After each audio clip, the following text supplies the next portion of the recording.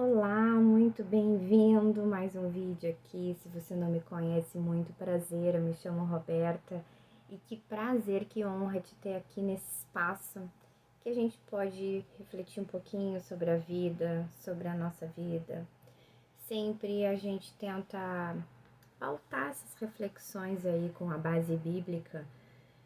Eu pessoalmente creio que a Bíblia ela tem tudo o que a gente precisa para a nossa vida, né? Tem todos os conselhos, todas as orientações para a gente ter uma vida de paz nesse mundo, porque eu acho que no final das contas o que a gente busca é isso, né? Paz.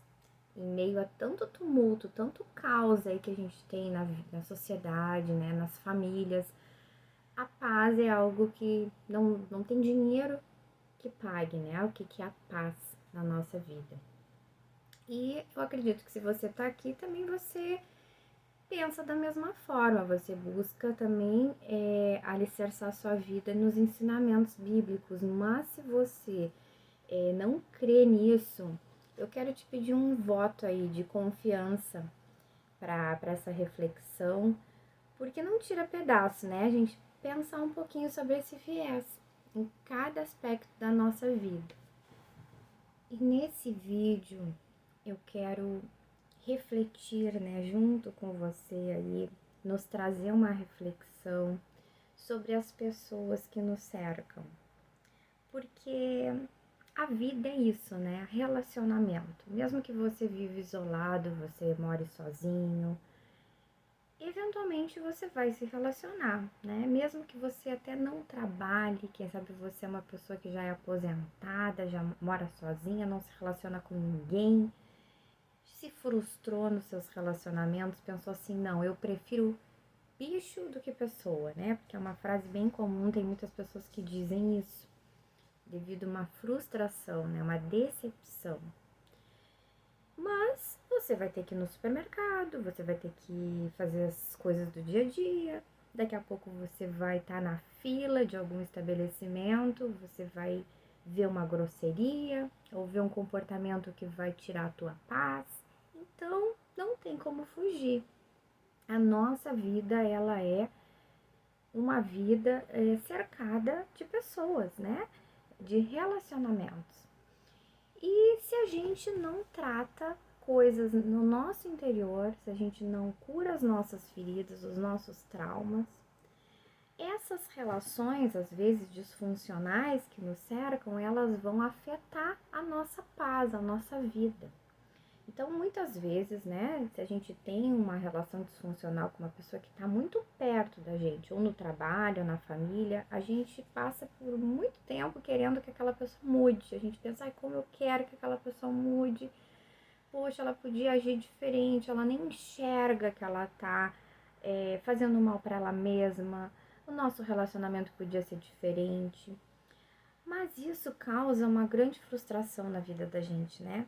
Isso causa uma grande decepção porque a gente fica firmado em expectativas que muitas vezes não alcançamos essas expectativas, né? Não se realizam esses nossos anseios. Então, é muito mais produtivo se a gente buscar modificar a nossa visão sobre os fatos, sobre as situações, sobre as circunstâncias.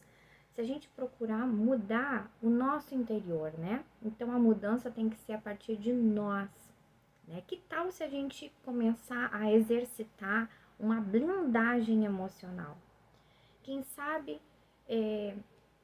muito mais efetivo a gente buscar não se deixar ofender tão facilmente, não se deixar assim sair fora do prumo tão facilmente com essas relações disfuncionais.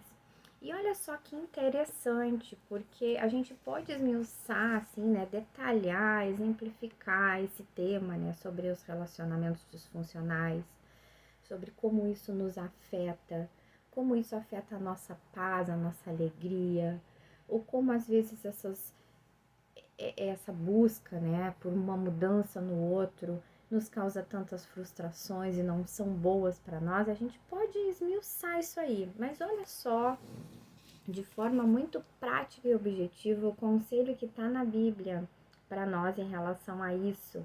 Por isso que eu digo, a Bíblia é um livro muito útil e muito importante a gente meditar na palavra do Senhor, porque ela tem tudo que a gente precisa, eu creio nisso, tem tudo que a gente precisa, né, para viver uma vida de paz, uma vida tranquila aqui nesse mundo, né?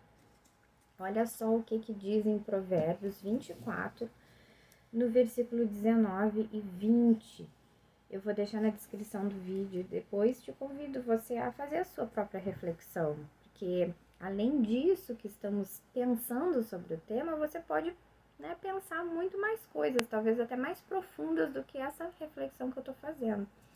Olha o que diz: não se aborreça por causa dos maus, nem tenha inveja dos ímpios, pois não há futuro para o mal, e a lâmpada dos ímpios se apagará.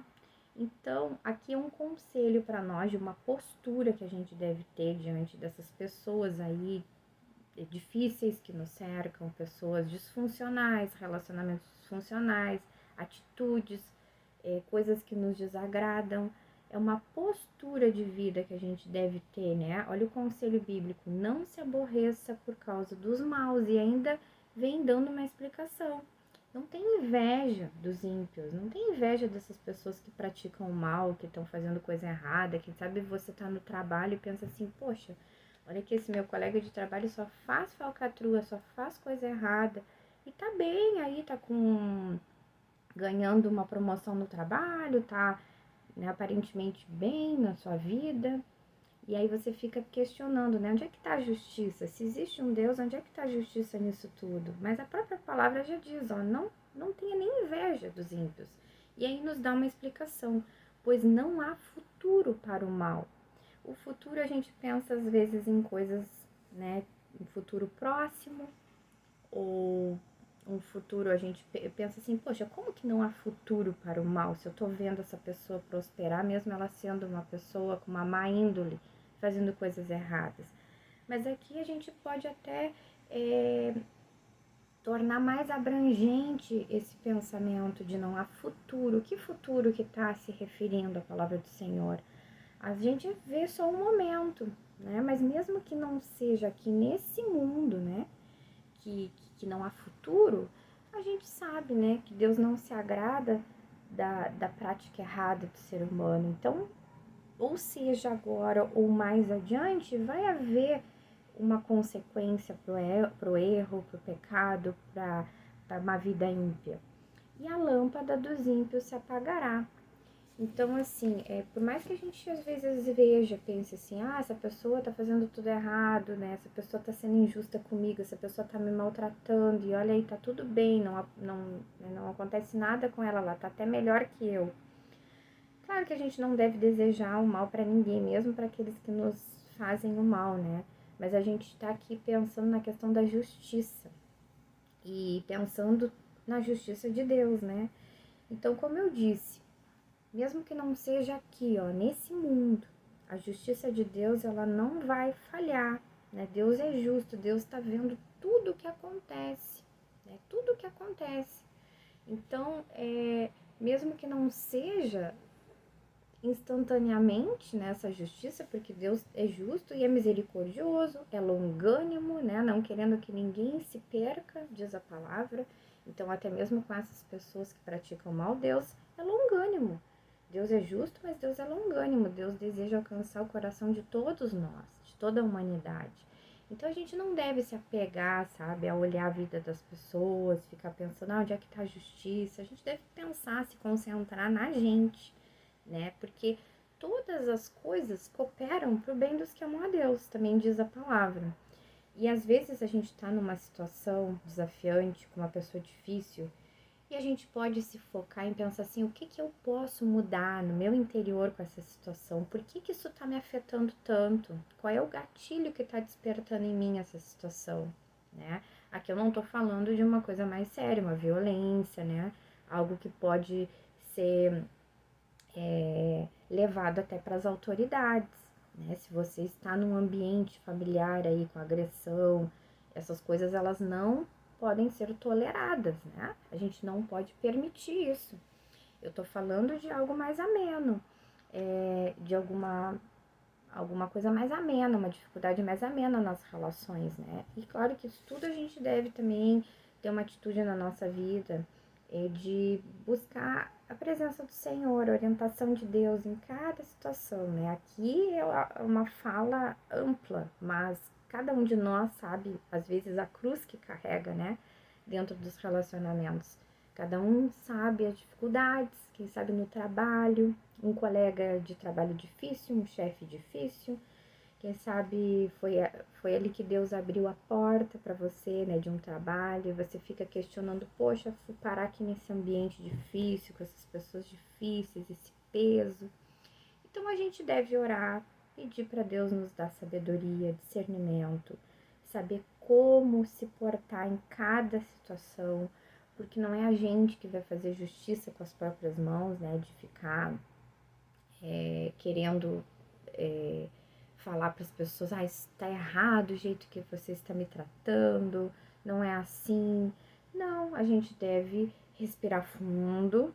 Ninguém tem sangue de barata, eu sei, mas com o Espírito Santo, com a ajuda do Espírito Santo, a gente respira fundo, a gente analisa a situação, a gente pede orientação de Deus, como conduzir cada coisa. Porque se nós dizemos também, né, ser cristãos, pessoas que vão à igreja, praticam a palavra, a gente tem que dar um bom testemunho, não é sair brigando com todo mundo que a gente vai dar um bom testemunho. A gente consegue se posicionar, estabelecer limite nas relações com sabedoria, com elegância, com educação, sem baixar o nível. Porque muitas vezes a gente acaba igualando o nível daquela pessoa que a gente critica, né? Aquela pessoa que a gente acha, poxa, tá errada, mas a gente iguala o nível dela. Então não é o objetivo, né? Não é o desejo de Deus na nossa vida que a gente se torne como ímpio. A gente tem que, a nossa atitude ser elevada, né? E pensar assim, o que eu posso aprender com essa situação? Porque isso também exige muito domínio próprio da gente. Como eu disse, ninguém tem sangue de barata. Então é difícil lidar com essas situações. É muito desafiante, porque requer da gente o domínio próprio, requer da gente buscar mais a presença do Senhor para ter a sabedoria, né, para conduzir as situações, para ter discernimento, entendimento das circunstâncias, das situações. E Deus vai dando estratégia, Deus vai dando graça. E aí, às vezes, é uma boa oportunidade para a gente pensar, né, o lado positivo das coisas, uma boa oportunidade da gente se aproximar de Deus. Quem sabe é isso que a gente precisa, né? Quem sabe é essa forma que Deus está te levando a buscar mais a presença dele, através de um desafio nas relações. Porque a gente é obrigada a buscar a Deus, porque tem situações que a gente se vê numa saia justa, a gente pensa, meu Deus, como eu vou conduzir isso? Um exemplo, né? Se você está num trabalho com um ambiente difícil, você pensa assim, eu não posso sair daqui. Eu não posso, eu não tenho. Esse trabalho é muito bom, eu não posso abandonar, mas a situação tá difícil. Então é uma situação limite que você vai precisar buscar a Deus para saber conduzir essa situação de forma sábia, né? De uma forma que você não responda à altura, que não tire a sua paz, porque isso tudo Deus nos dá em meio ao caos, Deus nos dá uma paz, que é algo sobrenatural. Então, aproveite essa situação para experimentar aí mais da presença do Senhor, para experimentar essa graça que Deus dá em meio às dificuldades, em meio aos desafios, essa experiência e até mesmo sobrenatural, porque de nós mesmos não conseguiríamos, né, conduzir os desafios da nossa vida, as dificuldades, as situações limites, com paz, com entendimento. Então isso é algo sobrenatural. Então pense nisso, pense nessa reflexão, e se você está passando por um desafio, te encorajo a seguir, persistir, buscar mais a Deus, né, em oração, e buscar sair, conduzir essa situação de uma maneira elegante e sábia. Abraço e até o próximo vídeo.